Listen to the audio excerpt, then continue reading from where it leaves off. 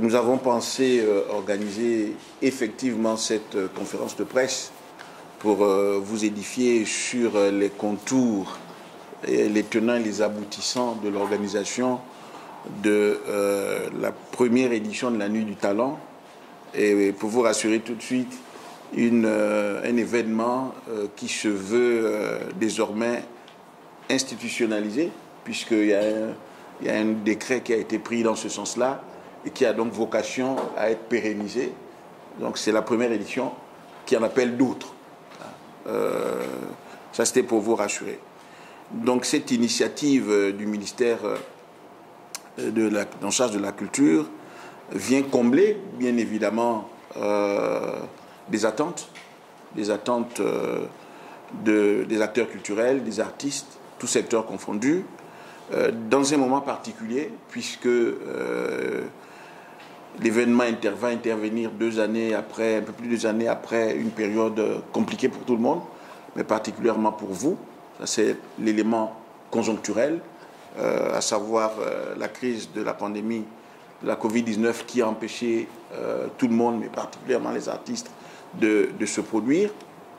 Et puis, sur le plan plus structurel, nous avons pensé, dans notre programme de développement de la culture, mettre en place cet événement-là, d'autres événements aussi, mais celui-ci particulièrement, pour établir le lien avec les artistes, avec les acteurs culturels, dans un cadre qui permet de récompenser, comme l'intitulé de l'événement l'indique, le talent des uns et des autres.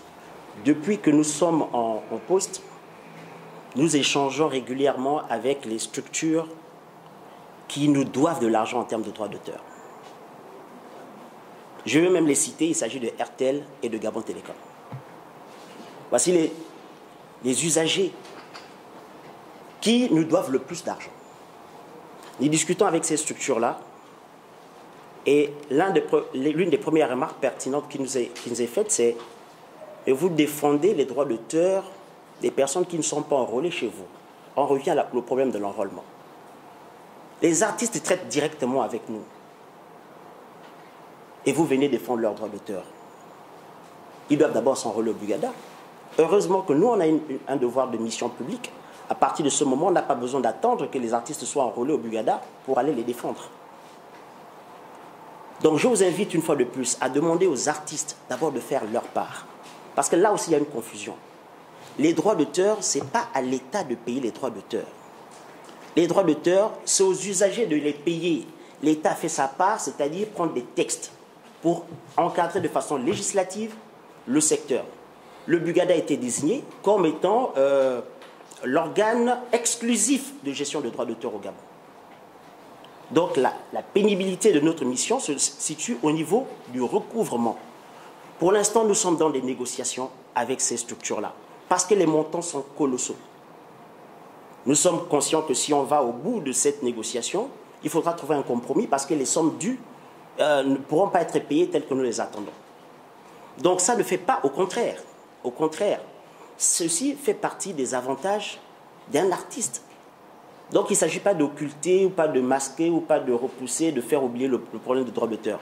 C'est un problème, c'est l'une de nos missions principales.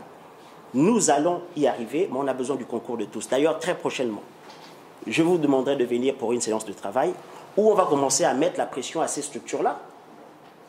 Je vais inviter les artistes à demander à ces structures-là de payer. Ce sont telles qui consomment, c'est à elles de payer. Aidez-nous à faire ce travail-là.